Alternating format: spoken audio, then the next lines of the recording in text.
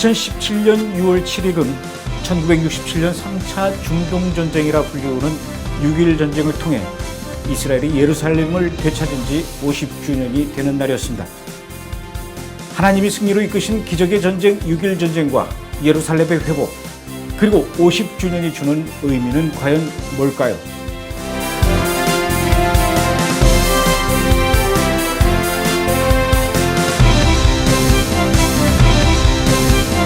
지금부터 2000년 전인 AD 70년 예루살렘이 로마에 의해서 철저히 파괴된 이후 유대인들은 모두 전 세계에 흩어지는 디아스포라를 겪게 되고 이스라엘은 역사 속으로 사라지는 듯 했습니다. 그래서 오리게네스 같은 인물은 이스라엘을 향한 하나님의 사명과 축복은 이제 이방인에게 옮겨졌고 그 결과로 이제는 이방의 교회가 이스라엘로 대체되었다, 이렇게 얘기했습니다. 이른바 대체 신학이 그렇게 탄생한 것이었죠. 그러나 이것은 하나님께서 하신 아주 중요한 말씀을 잊어버린 것이었습니다. 로마서 11장 1절에서 2절까지 말씀에 내가 말하노니 하나님이 자기 백성을 버리셨느냐? 그럴 수 없느니라. 나도 이스라엘이니요 아브라함의 씨에서 난 자요 베냐민 지파라. 하나님이 그 미리 아신 자기 백성을 버리지 아니하셨나니, 이렇게 기록했습니다. 뿐만 아니라 언제일지 모르지만 하나님은 분명히 그 민족이 다시 그 땅 이스라엘로 돌아오게 될 것이라고 약속하셨습니다. 나라를 없애고 모든 백성들은 전 세계에 뿔뿔이 흩어놓은 다음 그 민족을 다시 불러 모으시겠다는 겁니다. 이게 말이나 되는 얘기일까요? 하나님이 분명히 약속은 하셨지만 혹시 그 약속이 변경되었을지도 모른다. 아니면 흩어진 이스라엘 민족을 다시 모으시겠다는 것은 육체적으로 흩어놓았다가 정신적으로 또는 영적으로 다시 불러 모으시겠다는 것은 아닐까? 그것도 아니면 하나님이 하신 약속을 하나님 자신이 잊으신 것은 아닐까? 이렇게 생각했었습니다. 그도 그럴 수밖에 없는 것이 자그마치 1900년 동안이나 그 약속은 이루어지지 않는 것처럼 보였기 때문이죠. 그동안 인류 역사 속에서 1900년 동안이나 사라졌던 나라가 다시 등장한 전례가 없었기 때문입니다. 아니, 도저히 그런 일이 일어날 수가 없죠. 그런데 나라가 다시 세워질 수 있을까? 적어도 상식이 있는 사람이라면 모두 그렇게 생각했을 것입니다. 그런데 그것은 단지 인간의 생각에 불과한 것이며 넓고도 깊은 하나님의 계획은 미처 인간이 깨닫지 못하는 것입니다.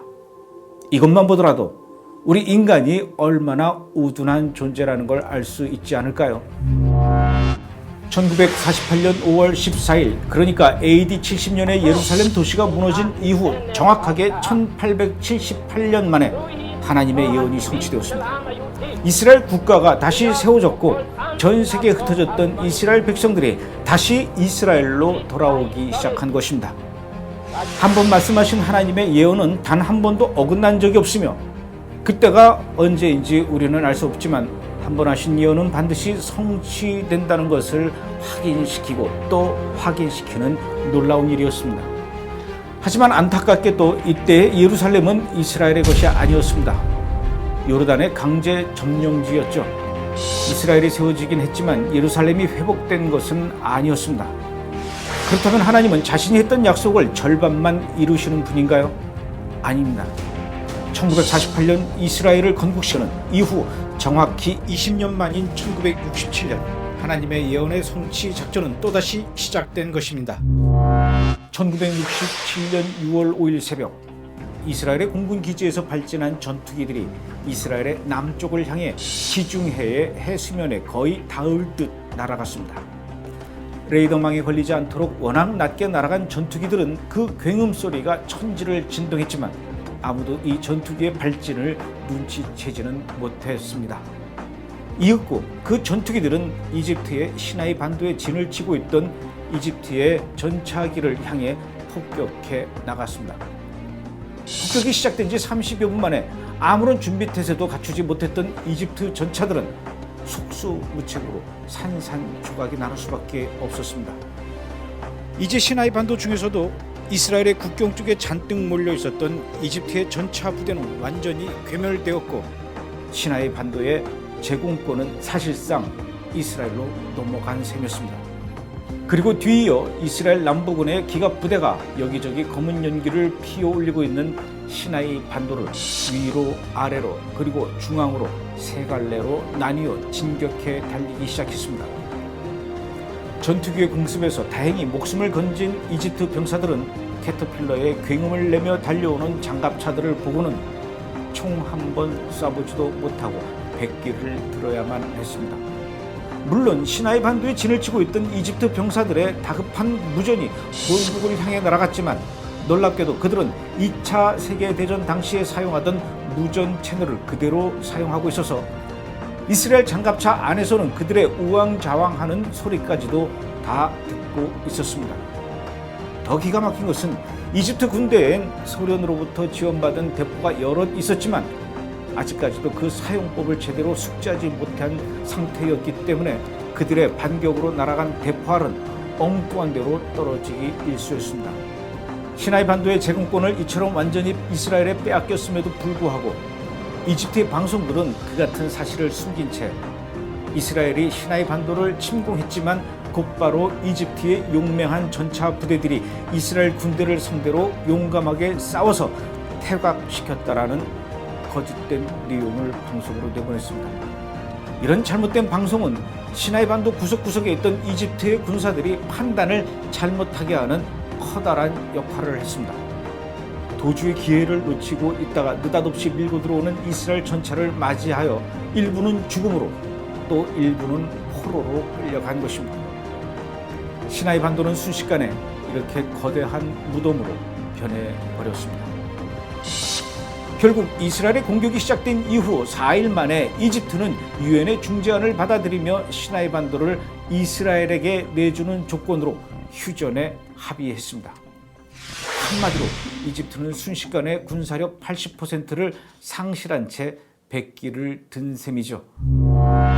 이스라엘이 이집트 시나이 반도를 공격하기 시작한 지 6시간 만에 요르단 군인들은 이스라엘을 향해서 진격해 오기 시작했습니다. 그 당시만 해도 동예루살렘은 요르단의 강제 점령지였습니다. 하지만 시나이 반도 전투와는 물리적으로 분명히 상황이 달랐습니다. 수백 년 전에 지어진 성벽과 미로처럼 구불구불하고 언덕으로 이루어진 예루살렘의 올드시티 골목은 시나이 반도에서처럼 전투기로 공격할 수도 없었고 또 골목이 너무 좁아 전차로 밀고 들어갈 수도 없는 상황이었습니다. 더군다나 질이 멸렬한 이집트의 군인들과는 달리 미국제 무기와 잘 훈련된 요르단의 군인들이 골목 구석구석에 숨어서 기총 사격을 해대는 바람에 이스라엘 군인들의 예루살렘의 공격은 말처럼 쉬운 일이 아니었습니다. 이스라엘 군인들은 장갑차와 탱크에서 뛰어내려 시가전을 벌이며 조금씩 예루살렘의 올드시티 안으로 들어가 결국은 요르단의 공격 이후 30여 시간 만에 올드시티 역시 이스라엘의 수중에 들어가고 말았습니다. 요르단과 싸우는 예루살렘의 전투는 이스라엘로서 죽음의 전투였습니다. 얼마나 많은 이스라엘의 병사들이 죽어갔는지 경사진 골목마다 검붉은 피가 빗물처럼 흘러내렸으며 몇 날 며칠 동안 그 피비린내가 가시지 않을 정도였다고 합니다. 그러나 통곡의 벽을 차지하겠다고 마음먹은 이스라엘 군인들이 마침내 통곡의 벽 앞에 섰을 때 그들은 철모를 벗고 그야말로 통곡을 해야만 했습니다. 하나님, 이제야 우리가 성전 벽 앞에 섰습니다. 예루살렘을 점령한 이스라엘 군대는 이번에는 방향을 바꿔 역시 요르단의 영토였던 나블루스와 베들레헴 그리고 헤브론까지 진격해 들어갔습니다. 물론 이곳에서의 전투는 예루살렘만큼 치열하지는 않았고 개전 50시간 만에 이스라엘 군대가 점령할 수 있었습니다. 단 6일 만에 이스라엘의 승리로 끝난 이 6일 전쟁으로 인해 요단강 서안 지역과 가자지구, 동예루살렘, 시리아 골란 고원, 이집트의 시나이 반도를 장악했으며 2700평방 제곱킬로미터에 불과했던 이스라엘의 영토를 순식간에 68,600평방 킬로미터 이렇게 3배 이상 늘려놓았습니다. 그리고 이스라엘은 비로소 예루살렘을 되찾을 수 있게 된 것이죠. 사실 이스라엘의 이집트 시나이 반도 공격은 어찌 보면 도저히 승산이 없는 전쟁과 다를 바 없었습니다. 이제 겨우 독립한 지 20년밖에 안 된 신생 국가가 주변의 이집트, 요르단, 레바논, 시리아 등 자그마치 1억이 넘는 아랍 군대들과 싸워서 이길 수 있을 거라고 누가 생각을 했겠습니까? 그러나 말도 안 되는 이 전쟁은 안식일이 돌아오기 전인 6일 만에 보란듯이 승리했습니다. 이 전쟁이 인간의 전쟁이었을까요? 단지 이스라엘 군인만의 승리였을까요? 이 전쟁은 하나님의 전쟁이었고 하나님의 승리였습니다. 지난주 브레드 브리핑에서 말씀드렸듯이 예루살렘은 성경에서 자그마치 930번이나 이스라엘 것이라고 기록되어 있다고 말씀드렸죠. 예루살렘이 회복된 것은 우리에게 무엇을 의미할까요? 먼저는 우리는 예루살렘과 이스라엘에 대해 말씀한 대로 이루시는 하나님을 바라보며 하나님의 신실하심과 모든 것의 주관자 되심을 볼 수가 있습니다. 마치 세상이 제멋대로 돌아가는 것처럼 보여도 그분의 때에 약속의 말씀을 신실하게 풀어내시는 주님을 보며 앞으로도 주님의 말씀을 신뢰하고 굳세게 서 있을 수 있는 것이죠. 또한 예루살렘은 하나님의 시간표를 가장 잘 보여주는 장소로서 예수님의 재림이 가까이 옴을 보여주고 있다라고 말씀드릴 수 있습니다. 스가랴서는 예수님께서 재림하실 마지막 때에 이스라엘과 예루살렘, 유대인들에게 일어날 일들에 대해서 아주 상세하게 기록하고 있습니다. 먼저 유대인들이 예루살렘으로 돌아오고 유다 지도자들은 나무 가운데 화로같이 되며 세계 정치가 항상 주목하는 곳이 될 것이고 전 세계가 예루살렘을 치러 모일 거라고 말씀하고 있습니다. 하지만 하나님께서 예루살렘을 승리로 이끄실 것이고 이 승리는 유대인의 남은 자들이 회개하며 주님께 돌이키도록 할 것이라고 기록하고 있습니다. 여러분도 아시다시피 유대인들이 예루살렘으로 이미 돌아왔고 예루살렘은 이미 세계 정치가 주목하며 공격하는 곳이 되어버렸습니다. 하나님은 이 예루살렘을 통해 들을 귀가 있는 자들에게 우리가 이미 마지막 때에 들어섰으므로 어서 준비하라는 사인을 보내고 계신 것입니다. 이번 연도가 더욱 특별한 것은 이번이 예루살렘을 수복한 지 50년째인 것과 동시에 레위기에서 말하고 있는 희년이기 때문입니다. 너희는 50년째 해를 거룩하게 하여 그 땅에 있는 모든 주민을 위하여 자유를 공포하라.